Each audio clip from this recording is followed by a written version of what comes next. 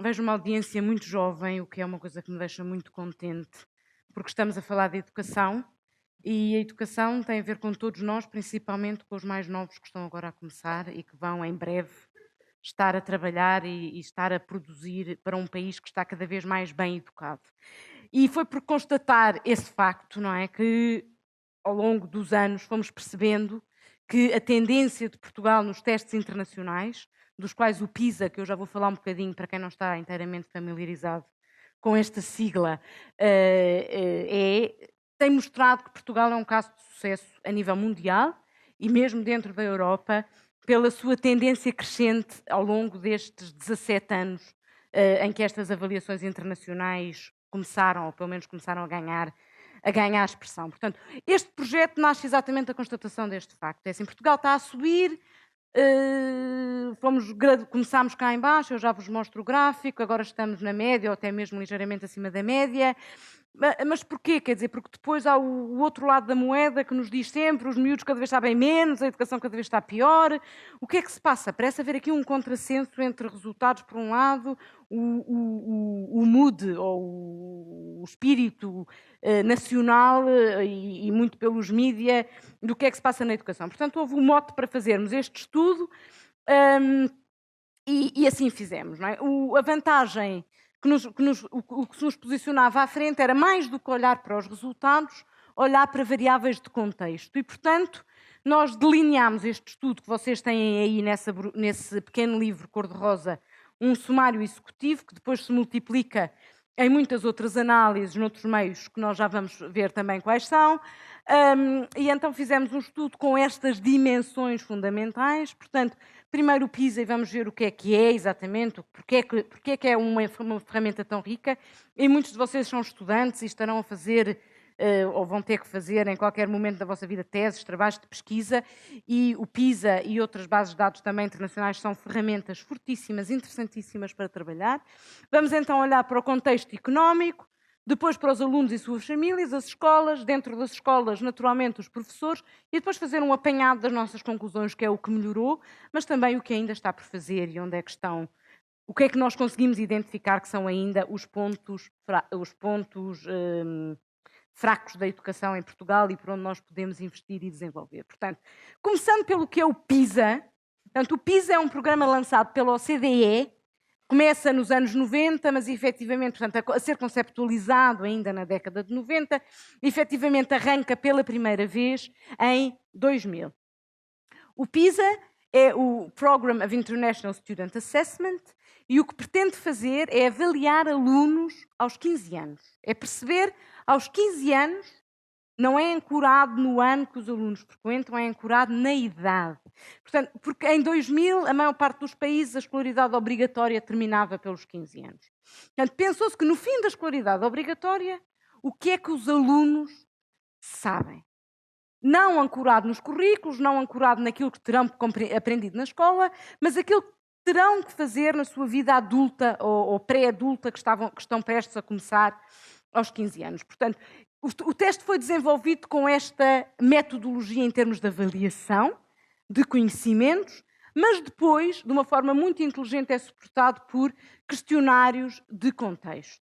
Portanto, questionários de contexto que são feitos ao próprio aluno, para o tentar posicionar face às suas condições sociais, face à sua motivação, face aos seus métodos de estudo, ao que valoriza na sociedade.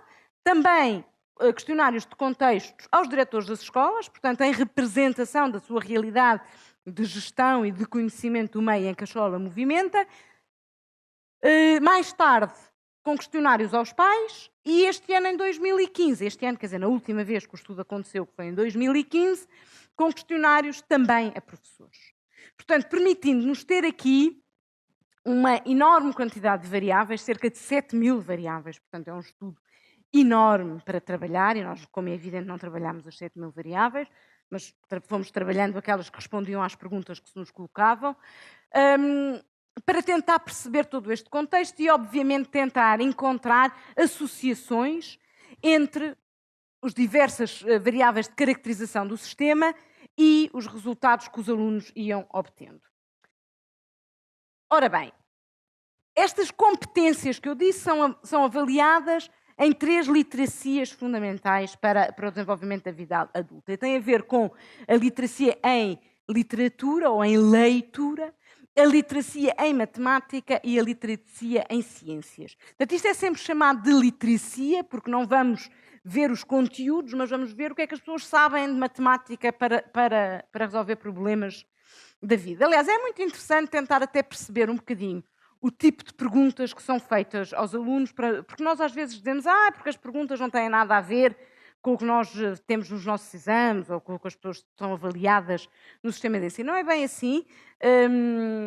Como a Mónica referiu ao início, a Fundação lançou um projeto que se chama educaçãoemexame.pt, onde podem, por exemplo, também fazer algumas dessas perguntas para tentar perceber que tipo de perguntas é que os alunos fazem, e de 3 em 3 anos isto roda. Portanto, há um foco principal numa das 3 disciplinas. O último foi em ciências, e, portanto, neste momento já temos 2 ciclos fechados. Portanto, já houve 2 provas de leitura, 2 provas de matemática, 2 provas de ciências. Apesar de haver esta prova de focos, as outras competências continuam na mesma a ser avaliadas. Ora bem, o que acontece, e isto é um dos pontos de partida do nosso estudo e que contribui para justificar que nós trabalhamos essencialmente a competência da matemática, mas que tem a ver com esta realidade.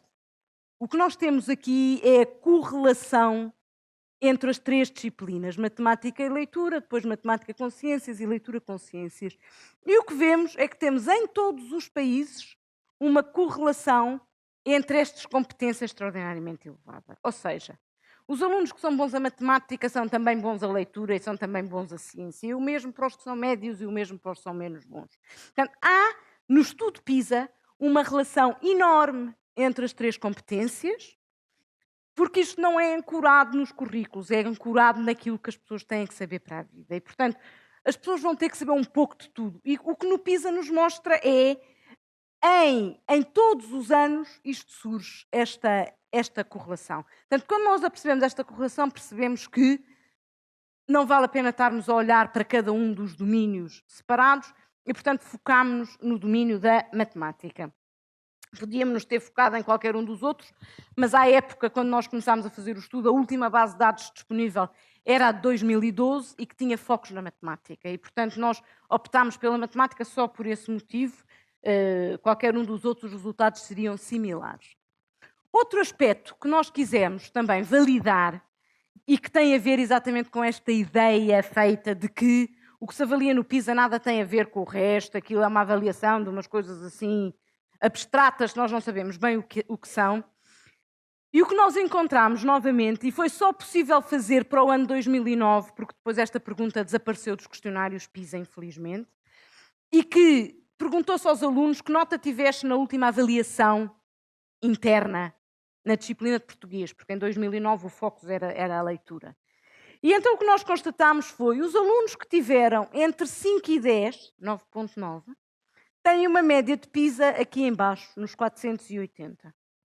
Os alunos que têm entre 10 e 15 também no PISA estão no meio, e os alunos que estão entre 15 e 20 estão lá em cima. Portanto, eu devo lembrar que o PISA é 15 anos. Se os alunos têm um percurso limpo de sucesso, estão no 10º ano. Certo? E, portanto, estas foram as notas que eles tinham tido a português no período imediatamente antes da aplicação do teste de PISA, que será na Páscoa, dado que o teste de PISA normalmente é finais de abril, princípios de maio, logo a seguir à Páscoa que ele chega às escolas. Portanto, os alunos, e há aqui uma correlação muito, como percebem, muito linear entre o desempenho e a avaliação que é feita pelos professores na disciplina de leitura e a média e o resultado PISA que os alunos tiram a leitura. Portanto, isto manda-nos um pouco para esta ideia de que, bem, se calhar o PISA acaba por estar a avaliar mais ou menos o mesmo que os nossos professores nas escolas avaliam. O que nós vamos ver aqui hoje, não vamos ver resultados para absolutamente todos os países. O PISA é um estudo que na última ronda teve a participação de 72 países e economias, porque não é só países entram no PISA. Portanto, por exemplo, Xangai não é um país, é uma região da China e entra sozinha no PISA. Mas nós não íamos produzir gráficos com 72 países, tornavam-se completamente ilegíveis, e um dos grandes objetivos deste estudo, em parceria com a Fundação, era termos a capacidade de passar a informação de forma simples e clara.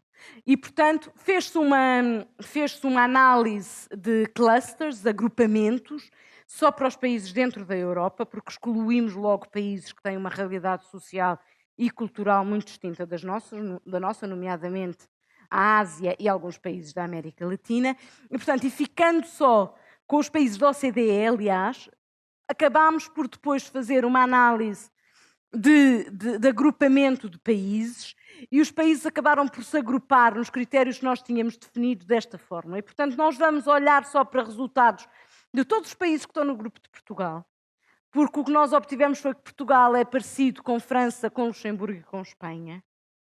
E vamos ser sempre parecidos em todas as análises. Isto é um bocadinho incrível, como é que os países, apesar de serem independentes, acabam por ter comportamentos tão similares. Percebemos que a Suécia aproxima-se da Noruega, do Reino Unido e de Israel, e, portanto, a Suécia é analisada aqui um pouco como representante do seu grupo, nestes critérios. E por aí fora. Portanto, aqui, neste grupo, acabámos por escolher a Irlanda e a Polónia, e a Polónia foi um pouco escolhida por ser também um caso de sucesso. Portanto, a Polónia é um país que tem tido resultados elevadíssimos nos últimos anos, sendo um país também relativamente pobre. É um país que tem tido resultados incríveis no PISA.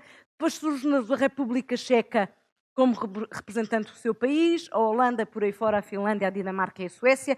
Portanto, toda a análise está feita para este Portugal, mais 10 países, que são os que estão a preto neste gráfico. Ora bem, esta é a ascensão dos resultados PISA desde 2000 a 2015. E o que nós vemos é que aqui em 2000 começamos aqui, muito em baixo. Portanto, o PISA tem como objetivo a fasquia dos 500 pontos. 500 pontos na escala PISA, acima de 500 pontos, considera-se que é um país competitivo e que está entre os melhores países em educação dentro da escala da OCDE e que depois se estende aos outros países. E o que nós vemos aqui é que Portugal em 2000 anda aqui entre os 450 e os 460, que é muito baixo. E depois temos gradualmente uma subida, sendo que em 2015 Portugal consegue situar-se acima da média da OCDE nas literacias de ciência e de leitura e ligeiramente abaixo, mas na média, estatisticamente na média, na literacia a matemática. E a que é que se deve esta melhoria? E neste momento Portugal encontra-se entre os melhores da Europa, na média ou acima da média da OCDE, em termos desta avaliação PISA. Outro fenómeno interessante e que tem sido referido várias vezes por responsáveis da OCDE prende-se com o facto de Portugal ter feito isto sem ser trabalhando só os alunos bons ou convergindo todos para o meio. Não, o que tem acontecido de facto é que nas pontas, quer os alunos nível 5 e nível 6 são em muito maior percentagem em 2015 do que eram em 2003. A análise aqui é feita pela 2003 por questões da amostragem para 2000. Eu depois posso explicar com mais pormenor se alguém quiser saber o motivo exato. Portanto, o que nós vemos aqui é que em 2003 temos cerca de 2-3% de alunos de topo e em 2015 esse número subiu para 8%, 12% e 7%. Portanto, um enorme aumento dos alunos, dos bons alunos, dos alunos que têm nível 5 e nível 6. Mas, ao mesmo tempo, não é, os alunos que estavam aqui no nível 2 ou menos diminuem. Não é? Portanto, temos aqui uma diminuição destas percentagens para percentagens já muito mais baixas e um outro nível, que é abaixo do nível 1 ou menos, estamos quase a atingir os objetivos do programa 2020. Portanto, o que são muito boas notícias. Vejamos uma coisa, todos os países têm problemas com alunos com dificuldades de aprendizagem. Isso não é uma coisa exclusiva portuguesa. Todos os países. Aliás, esses problemas têm aumentado na maior parte dos países europeus.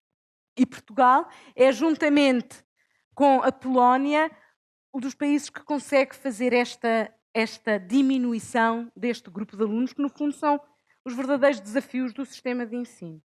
É ensinar os que não aprendem. E isso é que é o verdadeiro desafio dos países. Portanto, em termos de contextualização económica, ao longo dos 15 anos que nós aqui analisamos, isto é Portugal, aqui, vemos que é um país que completamente estagnou economicamente. Há aqui uma ligeira descida nos anos da crise, mas em termos do nosso PIB, não há crescida, PIB per capita, não há subidas nem descidas. Todos os outros países, é um bocadinho difícil o contraste, aqui não se vê muito bem, mas todos os outros países há uma subida do PIB, incluindo a Polónia, continua a ter um PIB per capita mais baixo que o português é o segundo mais baixo em 2015. Todos os outros países têm tido uma subida do PIB ao longo destes 15 anos, apesar de também terem sido atingidos pela crise dos últimos anos. Uma outra análise interessante, e agora vou pedir, se vocês tiverem telemóveis e se quiserem pegar no vosso telemóvel hoje, podem, à vontade. A plataforma educaçãoemexame.pt, que eu já referi há bocado, tem muita informação e alguma dela interativa. Este gráfico que está aqui, que eu vou fazer um bocadinho de interatividade aqui também,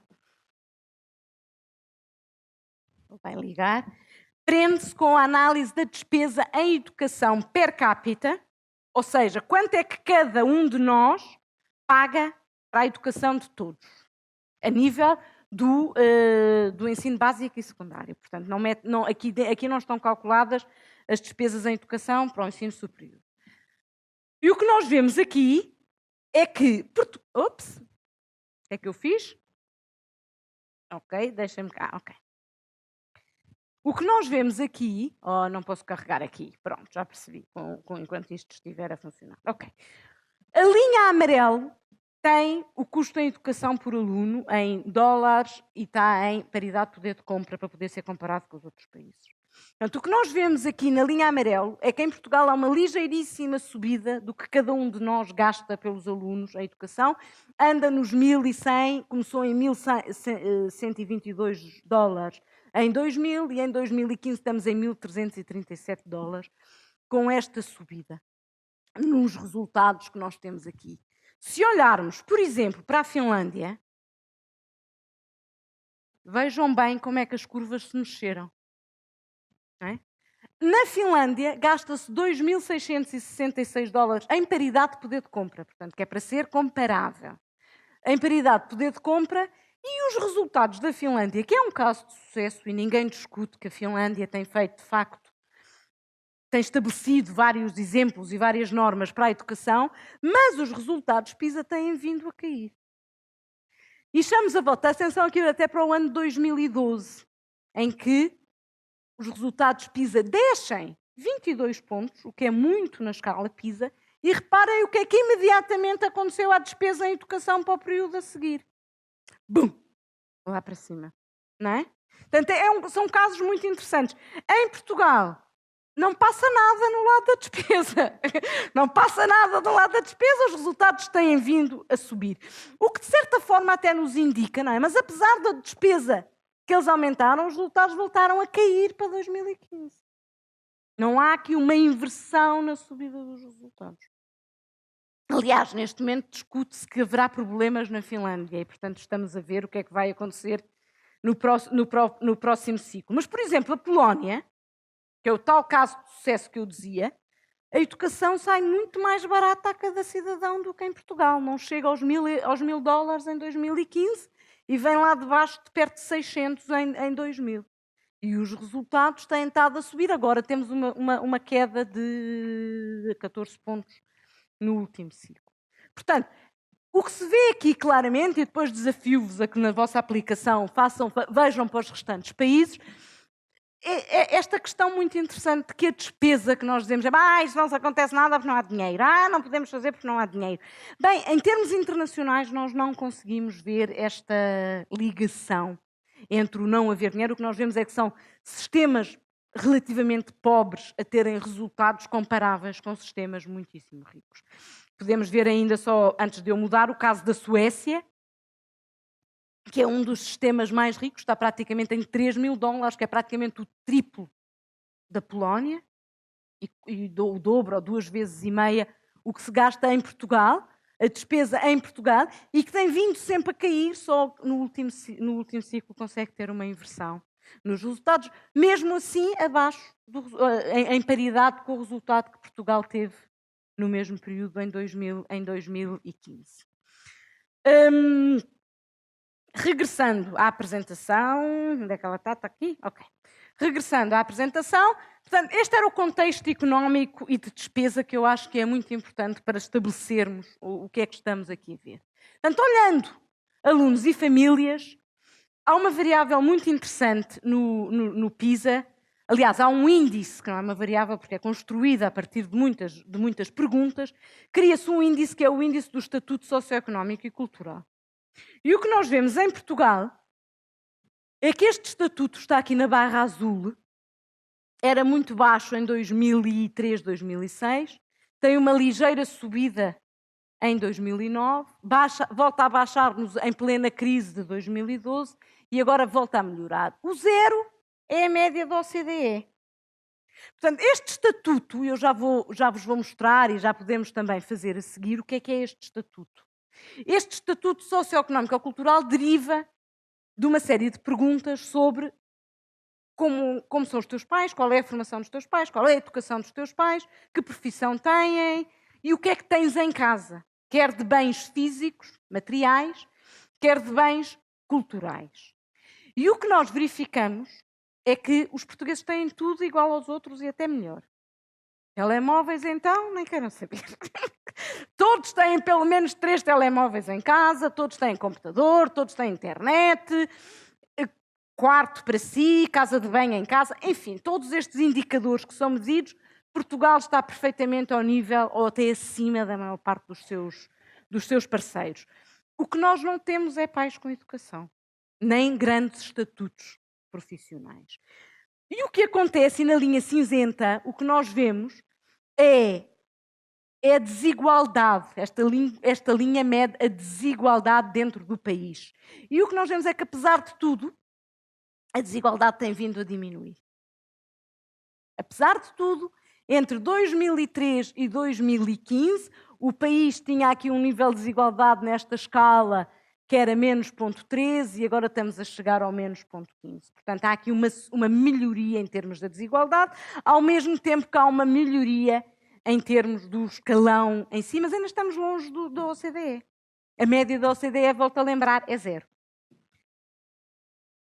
E estava eu a dizer, e temos aqui outro link, que podemos calcular, então, o estatuto e perceber o que é que nós estamos a falar quando estamos a falar deste estatuto.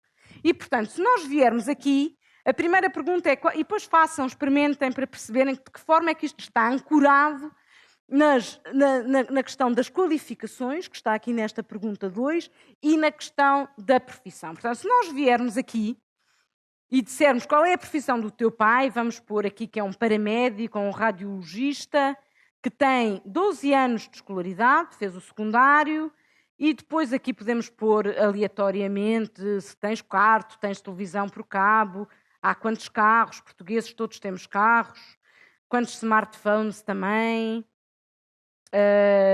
tablets por aí fora, ligação à internet sim, televisões com plasmas muitas, e por aí fora, computadores, casas de banho com chuveiro, quartos, leitores digitais. Portanto, isto são o tipo de perguntas que os alunos têm que responder. Livros não, temos muito poucos. Obras de arte também não temos. Livros de poesia também não temos. Livros de arte e temos, sei lá, 11 a 25 livros lá em casa. E depois tens uma secretária para estudar, por aí fora. Livros técnicos, sim, porque as pessoas normalmente têm. Programas educativos. E quando validamos, e estamos a falar de uma família com um agregado. Não funciona? Esqueci-me de um, pois claro. Programas educativos, sim. Mais lá em cima, estão a ver? Quantos instrumentos? Não temos nenhum. Ok. E estou aqui muito próximo da média, não é? Portanto, tínhamos uma família em que os pais têm o 12º ano, têm uma profissão paramédicos, portanto são medianamente...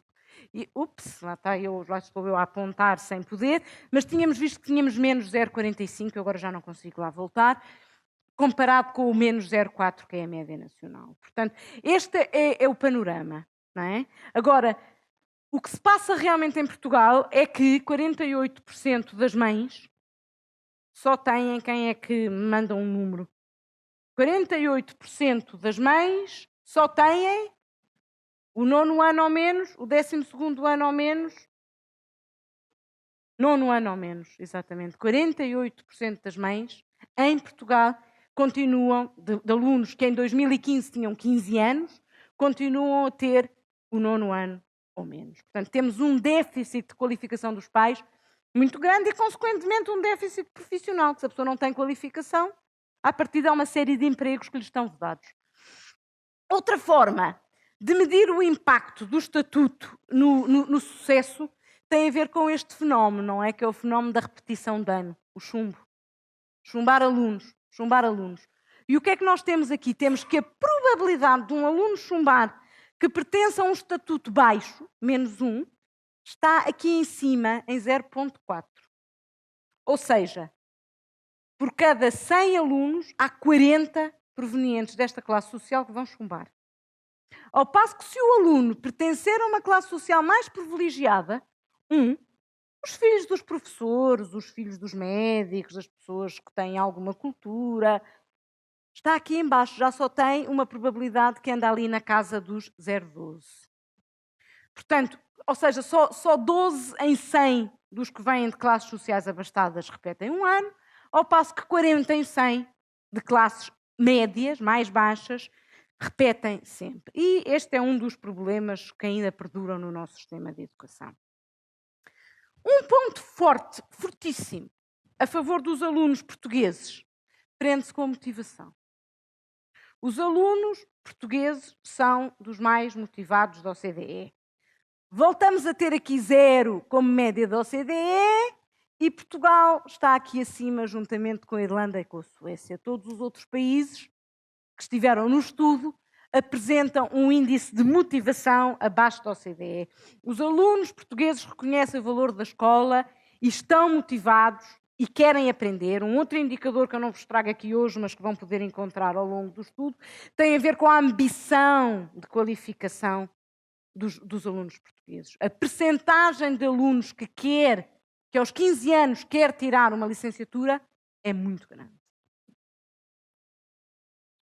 Ora bem, olhando agora então para as escolas, e este é um dos resultados positivos e que nós compreendemos neste estudo, e que tem a ver com isto. Cada bolinha destas é uma escola portuguesa, é uma escola que seja EB3 e secundária, porque pela forma como o estudo está desenhado, nós tivemos que excluir todas as que são secundárias só, e todas as que são só EB3, pelo simples motivo que as secundárias só têm alunos que nunca chumbaram e as que são só EB3 só teriam alunos que chumbaram sempre, e, portanto, iam enviesar o posicionamento da escola. Portanto, o que nós temos aqui é que entre 2003 e 2015 há um aumento, passámos a ter 32% de escolas, que nós chamamos-lhes aqui as escolas que estão a fazer acima do esperado. Ou seja, são escolas que estão inseridas em meios socialmente difíceis, mas que conseguem ter resultados acima da fasquia dos 500.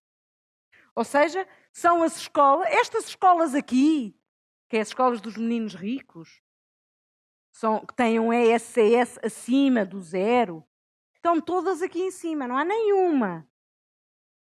Agora, estas escolas aqui, que estão inseridas em meios socialmente difíceis e conseguem fazer isto, aumentou 61 pontos percentuais entre 2000 e 2015. Nós passámos a ter muito mais escolas resilientes em Portugal. E isto é algo que tem que ser estudado e acarinhado e eventualmente replicado para que estas escolas que ainda se encontram aqui em baixo possam subir. para que nós não tenhamos escolas estigmatizadas e que estão aqui e que dizem, somos pobres, vamos ter resultados baixos de qualquer maneira. Pobreza não é uma fatalidade e Portugal é um dos países que tem conseguido provar isso com mais solidez. Estes resultados já eram assim em 2012, voltam a ser em 2015.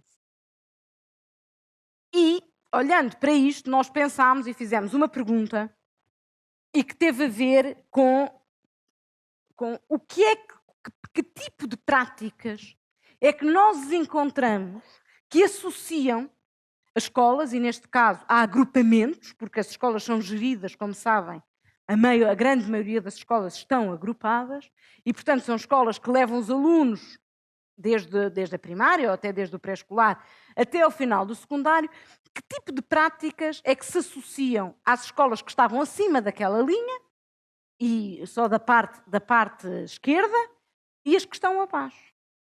E o que nós conseguimos perceber foi que há algumas práticas que se associam, e nós chamamos-lhe prática negativa, porque associa às escolas para quem pobreza é uma fatalidade, e a prática positiva às que se associam às escolas de sucesso, que estão acima daquela linha. E, portanto, o que nós percebemos foi que chumbar, portanto, escolas em que chumbar alunos é mais... Já lá não está. Se carregamos aqui neste I, escolas em que chumbar os alunos é mais frequente ao longo de todo o seu percurso escolar. E este vai se associar aqui a escolas com melhores ou piores resultados. Chumbar alunos é bom ou mau? Mau. E o que nós vemos é que há um peso de 57% para que estas escolas ou estes agrupamentos não tenham sucesso. O que nós vemos é que os agrupamentos que estão em cima, os alunos chumbam muito pouco ao longo do seu percurso escolar. E não é que não tenham alunos difíceis e que não aprendam. Também têm. Também têm alunos provenientes dos mesmos estratos sociais. Terão, eventualmente, políticas diferentes, temos que perceber melhor. Criar turmas de nível, por exemplo. Escolas em que os alunos são organizados por nível de aprendizagem, ou seja, há turmas só com bons alunos e turmas com os alunos mais fracos. Isto associa a escolas de melhor ou de pior desempenho?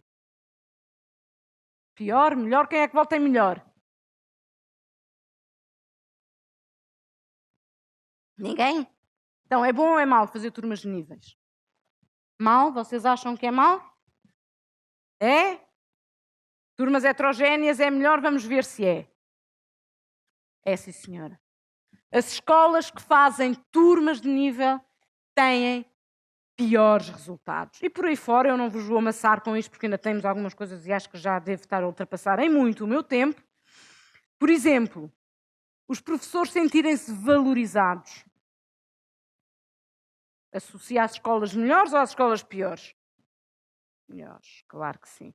Associa às escolas melhores. Portanto, o que nós chegamos, acima de tudo, à conclusão é que, e vou pôr aqui uma que se chama formação de professores, e vejam onde é que ela nos foi parar. E esta é para nos fazer um bocadinho de comichão. Certo? Quando fizemos este estudo, a formação de professores associou com uma prática negativa, ou seja, às escolas que têm menos bons resultados. E isto fez-nos um bocado de comichão, devo confessar. Mas depois, quando fomos tentar perceber a construção da variável, a construção desta variável vinha desta ideia que é escolas onde o diretor afirma que formar os professores é a sua prioridade. Ou seja, são escolas em que o diretor reconhece que há carências de formação. E, portanto, visto nesta perspectiva, já deixou de nos fazer tanta comichão, apesar de que nós continuamos a achar que a formação dos professores, e depois, como vamos ver mais à frente, é uma das grandes vantagens do sistema português nos últimos anos. É termos professores mais bem formados, mais qualificados, ter vindo a crescer essa qualificação. Mas, mais uma vez, podem experimentar na plataforma a interatividade e como é que resultados interessantes é que nós também chegamos, penso eu, parecem-me a mim, neste tipo de análise.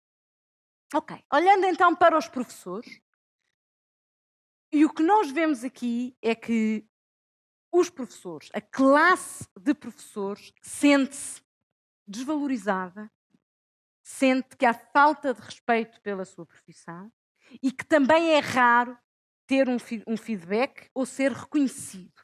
E quando esta questão do reconhecimento, perguntou-se às pessoas, alguma vez foi reconhecido por alguém? E neste alguém está o diretor, os pais, os alunos, os colegas, e vejam a percentagem que dizem que não, que nunca foram reconhecidos, portanto só em Espanha é que é pior que nós, os espanhóis ainda se sentem piores que os portugueses, nós aqui temos menos países porque o questionário de professores não era obrigatório e, portanto, nem todos os países aderiram ao questionário de professores. Portanto, só em Espanha é que ainda é pior que a nossa situação, mas temos aqui perto de 40% de professores que dizem que nunca foram reconhecidos por ninguém e temos perto de 60 professores que sentem que a profissão não é respeitada. E isso pode ser um problema e pode ser um problema ainda maior quando olhamos para esta outra questão que é quando se perguntou aos alunos o que é que queres ser quando tiveres 30 anos, estamos a falar de alunos de 15 anos, só temos 1,5% de alunos a dizerem que querem ser professores. Há aqui alguém que queira ser professor? Epá, ninguém, nem 1,5%. Nós ainda estamos piores. Ana, seja bem-vindo. Só temos 1,5% de alunos que querem ser professores, mas pior do que isso, porque 1,5% até se calhar nos chega. Se nós pensarmos, temos aí 80 ou 90 mil miúdos de 15 anos, ou 100 mil, nesta altura ainda era 100 mil, agora é que tem vindo a descer, temos aí 100 mil miúdos por ano, 1,5% dá 1.500, não é mau. Se entrar em 1.500 professores novos todos os anos, se calhar conseguimos manter o sistema. Mas pior do que isso, é que a média das notas deste 1,5% é 450 pontos. Ou seja, são os alunos mais fracos que querem ser professores. Isto só acontece em Portugal. É para rir, não é? Pois é. Só acontece em Portugal. Na República Checa temos o mesmo 1,5%, mas estão lá em cima. São bons alunos. Aqui ao lado também. O único país que vem a seguir é a Espanha, mas a Espanha já está a beijar a fasquia dos 500, não é nada mal. Está acima da média de Espanha. A média portuguesa era 491 ou 92 e estes têm 450. Olhem na Finlândia. São os melhores alunos de todos os que querem ser professores. Estão já quase a sair do gráfico. Não é? Portanto, isto será se calhar também um espelho desta desvalorização que eu mostrava no gráfico anterior. Não é? As pessoas sentem-se desvalorizadas e, de facto, apesar de os alunos, quando perguntados se os teus professores te ajudam, se estão disponíveis, olhem lá, todos dizem que sim. Portugal é os que têm os alunos mais reconhecem a disponibilidade dos professores. Ano após ano, eu estou-vos a mostrar os dados de 2015, mas isto é reprodutível para qualquer um dos anos anteriores. Ano após ano, os alunos portugueses dizem os nossos professores são impecáveis, estão sempre disponíveis, dão-nos imenso apoio. Mas depois, tu queres ser professor quando fores grande? Nem pensar. Não é? Portanto, é uma das questões aqui muito interessantes para abordarmos e para pensarmos, não é? Uma linha de desafio para pensar para o futuro, principalmente se contextualizarmos com o envelhecimento dos professores.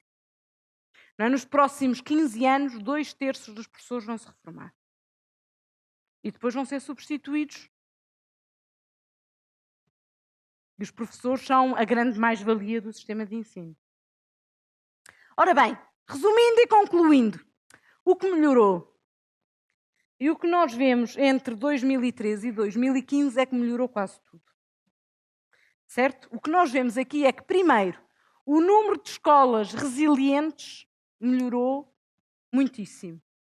Portanto, temos aqui escolas com ESCS baixo e PISA elevado, melhoraram muitíssimo. A formação pedagógica dos professores melhorou muitíssimo. O âmbito, espera aí que eu tenho que ir ali, o ânimo dos professores, os professores estão mais animados, o ânimo dos professores aumentou muitíssimo. O estatuto socioeconómico dos pais melhorou também, apesar de tudo, apesar da crise, mas houve algum progresso a nível da educação, melhorou muitíssimo. Portanto, quase todos os aspectos que nós analisamos ao longo destes 12 anos melhoraram bastante. O que piorou? O número de chumbos. Portanto, continuamos a ter aqui o número de chumbos a aumentar, em vez de estar a diminuir. E também as instalações nas escolas a estarem cada vez mais degradadas. Portanto, verificamos aqui dois aspectos que pioraram e que podem estar a contribuir para que o sistema não melhore ainda mais. Na nossa opinião, um pouco, e depois de ver isto tudo, o que está por fazer, e de facto é menos chumbos, é algo que nós precisamos de fazer.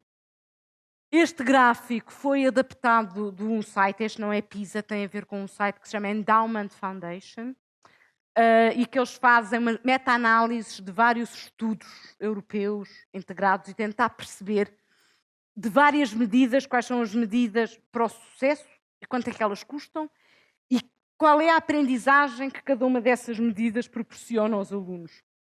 E se pensarmos como repetir um ano, como dar uma segunda oportunidade aos alunos, porque eu, na minha maneira de pensar, é a única justificação para o aluno chumbar, ok, para o ano vais estar mais maduro, vais ter mais crescido, vais ser capaz de aprender o que este ano não foste capaz de aprender. E o que os estudos nos dizem é que, em média, custa $7.000. Nesta medida da paridade do poder de compra, o Tribunal de Contas calculou em 4.500, 4.600 euros o custo de um ano de escolaridade, a OCDE calcula em $7.000 quando compara com os outros países, e tem um benefício, ou neste caso um desbenefício, de 4 meses de aprendizagem. Ou seja, os alunos, ao fim de terem chumbado e terem repetido um ano, estão 4 meses atrás do que estava no final do ano anterior. Isto é uma coisa que nós temos que pensar muito seriamente, e porque nós em Portugal, eu não pus aqui este gráfico, mas vou-vos dar oralmente esta informação, 30% dos alunos portugueses já chumbaram pelo menos uma vez. 30%, é um em cada 3. Aos 15 anos, um aluno em cada 3 já chumbou pelo menos uma vez. É brutal. É uma... E, de facto, quando olhamos para uma análise economicista, eu sou economista, portanto, economicista de custo-benefício, o que eu vejo aqui é que os alunos andam para trás e têm um custo de 7.000 euros. Ou $7.000. Quando olhamos para estes resultados, a pergunta que me ocorre é: então, mas não há sítio nenhum onde nós pudéssemos usar $7.000 e que eles pudessem beneficiar um pouco mais? E o que a Endowment Foundation faz, isto é só um apanhado de medidas alternativas, mesmo explicações individuais aos alunos, explicações individualizadas, têm um custo ano de $800 por aluno, comparado com $7.000. Se calhar, mais vale investir $800 por aluno ano, e depois podemos discutir como é que estas contas foram feitas, mas o site está completamente aberto, vocês podem ver, Endowment Foundation. Eu terei todo o gosto também em discutir convosco isto. E, portanto, há alternativas em que todos, como comunidade, como universidade, como professores, como escolas, como pais, temos a obrigação de pensar em alternativas para o sucesso, como já foi dito aqui na abertura, e que é absolutamente indispensável pensar nesta realidade e fazer um pouco esta análise e pensar: eu vou chumbar o aluno para quê? Para o castigar? Bem, se calhar há maneiras mais baratas de o fazer e que eles sempre aprendem alguma coisa. Para terminar, uma das diferenças principais que nós encontramos entre as escolas que estavam acima daquela linha e as escolas que estavam abaixo daquela linha prende-se com o comportamento de professores e comportamento de alunos. Ou seja, as escolas de bons resultados, que são estas aqui em azul mais escuro e que estão aqui mais para dentro, são as que têm menos problemas de comportamento, tanto de professores como de alunos. Já não encontramos, por exemplo, grandes diferenças nas faltas de pessoal. um pouco mais nas escolas com piores resultados, mas não muito. E aqui também, nas faltas de equipamento, sim, as escolas com melhores resultados têm um pouco mais de equipamento que as outras. Mas a grande diferença está aqui no comportamento. E quando nós falamos de comportamento, são variáveis outra vez grandes, latas daqueles índices que metem lá para dentro a assiduidade, a disciplina, a agressão, o participar nas atividades escolares, isto quando falamos dos alunos, quando falamos de professores, a participação na escola, a boa vontade para com os alunos, a preparação de clubes e outro tipo de atividades, portanto, tudo isto entra nesta variável de comportamento, podemos nos chamar uma variável de motivação, de envolvimento, serão conceitos absolutamente equivalentes aqui. Portanto, é outra nota, não é? Que a mim me parece interessante, que é as dificuldades combatem-se com comportamentos e vontades. E, portanto, às vezes nós dizemos, não há dinheiro, não há dinheiro. Sim, mas há um monte de coisas que nós não precisamos de mais dinheiro para fazer e que se prende justamente com esta motivação, com as lideranças, com as mudanças das atitudes. E esta era a mensagem final que eu vos quero deixar e depois estamos abertos à discussão e todo o tipo de perguntas são bem-vindas.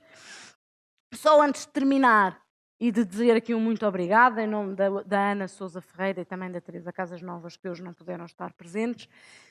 O projeto Aqueduto resultou em vários materiais, que para lá desta apresentação ou desse livrinho que vocês têm aí, tem muito mais coisas que podem ser consultadas e poderão ser de interesse quer para professores, comunidades académicas, pais, etc. E que encontram-nos resumidos essencialmente aqui em 4 tipos de plataformas. Portanto, a educação em exame, que é de onde eu tirei estas interatividades que fizemos aqui, e que está uma plataforma muitíssimo interessante, fácil de consultar, com muita informação útil. Depois, no site do Aqueduto, onde tem um resumo de 11 fóruns, o que fizemos o ano passado, que procurámos responder a perguntas e mitos da educação. Depois, uma conferência internacional que está no site do Conselho Nacional de Educação, que se chamou Beyond PISA, que além de nossas investigações, tivemos outros investigadores internacionais convidados também com trabalhos muitíssimo interessantes. E, finalmente, no livro que hoje vos foi distribuído, e no site da Fundação, o estudo completo, que tem mais análises do que essas que nós tínhamos. E agora sim, muito obrigada pela vossa atenção.